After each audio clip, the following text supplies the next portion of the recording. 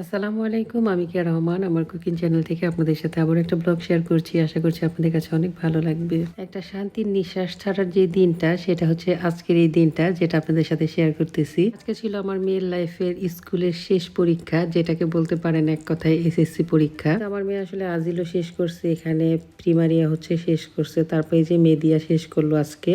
দীর্ঘ একটা পথ পাড়ি দিয়ে তারপরে হচ্ছে স্কুল লাইফটা শেষ আর কি। আর এটা ছিল হচ্ছে আমার মেয়ের লাস্ট এক্সামের দিন। তো এক্সাম শেষ করার পরে আমরা চলে আসছিলাম একটা সুপার মার্কেটে। সময়গুলো আসলে ঝড়ের গতিতে চলে যেতেছে, বাচ্চাগুলো আসলে তাড়াতাড়ি বড় হয়ে যেতেছে। আমার সেই ছোট্ট তাজরিয়ান মনি আজকে কত বড় হয়ে গেছে, আলহামদুলিল্লাহ। আজকে হচ্ছে আমার মায়ের কথা আমার এত বেশি পরিমাণে মনে পড়ছে, যেটা আসলে আমি বলে ভাষায় প্রকাশ করতে পারবো না। একটা সময় আসলে আমার মায়ের অনেক কষ্ট হয়েছে আমাদেরকে লেখাপড়া করাইতে, যেহেতু আমার বাবা একজন প্রবাসী ছিলেন। টাকার অভাব আসলে না থাকলেও আমার মায়ের হাড় ভাঙা পরিশ্রম ছিল আমাদেরকে মানুষ করার পেছনে। আসলে সেই দিনগুলোর কথা বেশি মনে পড়তেছিল, মায়ের কথা অনেক বেশি মনে পড়তেছিল, আর অনেক কষ্টও লাগতেছিল। সময় আসলে মা বলতো যে যখন আসলে বড় হবা, যখন আমার পর্যায়ে আসবা, তখন বুঝতে পারবা আমি আসলে তোমাদের জন্য কি করছি।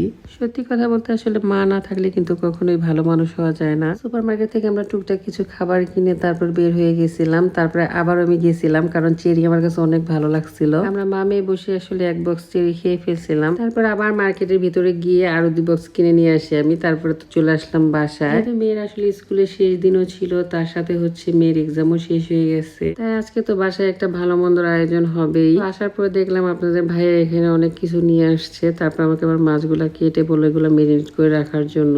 তো যা যা আসলে আইটেম করার ইচ্ছা ছিল আপনাদের ভাইয়া, সেগুলো আসলে সেই পরিষ্কার করে দিতেছিল আমাকে। আমি হচ্ছে একটা একটা করে মেরিনেট করে রেখে দিতেছিলাম।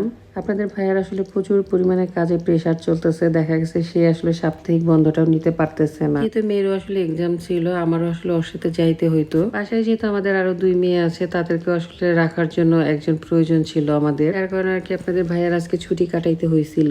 বাইরের ওয়েদার অবস্থা প্রচুর খারাপ, প্রচন্ড পরিমাণে গরম, এত পরিমাণে গরম পড়ছে যেটা আসলে বলে ভাষায় প্রকাশ করা যাবে না। বাংলাদেশ থেকে আসলে অনেকেই এরকম বলে যে এত অল্প গরমেই কেন আসলে আমরা এত বিরক্ত হয়ে যাই, এত কেন গরম গরম করি। বাংলাদেশের গরম আর ইউরোপের গরম কিন্তু একদমই এক না। এই দেশের গরমটা আসলে মনে হয় যে একেবারে আগুনের মতো গায়ের মধ্যে লাগতেছে। রোদটা আসলে দেখলেই ভয় লেগে যায়, এরকম একটা পরিস্থিতি আর কি এখানে। আর এই বিষয়টা কিন্তু একেবারেই স্বাভাবিক, কারণ দেখা গেছে বছরের 8-9 মাস কিন্তু এখানে প্রচুর ঠান্ডা থাকে। একটু শুধু চিন্তা করেন যে একটা এসিওয়ালা ঘর থেকে আপনি বের হলেন, তখন আসলে আপনার কেমন লাগবে। আমাদের আসলে ঠিক একই অবস্থা হয় গরমের মধ্যে।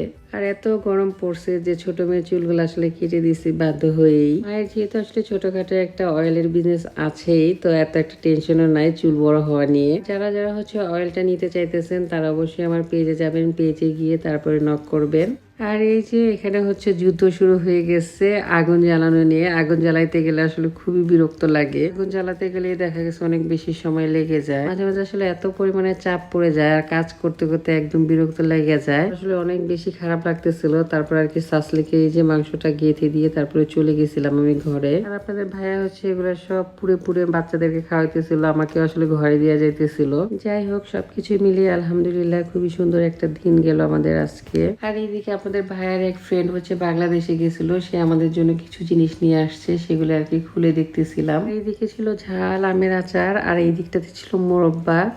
আর এই মোরব্বা যখন আসলে দেখি, তখন আমার মেজু খালার কথা অনেক বেশি মনে পড়ে, কারণ আমার মেজু খালা অনেক ভালো মোরব্বা বানাইতে পারতো। সম্পর্ক আসলে যেমনই থাক না কেন, সবার জন্য দোয়া করি সবাই যাতে ভালো থাকে, আল্লাহ যাতে সবাইকে নেক হায়াত দেয়। যাই হোক, এই তো ছিল আমার আজকের ভিডিও। সবাই অনেক ভালো থাকবেন, আমাদের জন্য দোয়া করবেন। আজকের মতো এই পর্যন্তই। আসসালামু আলাইকুম।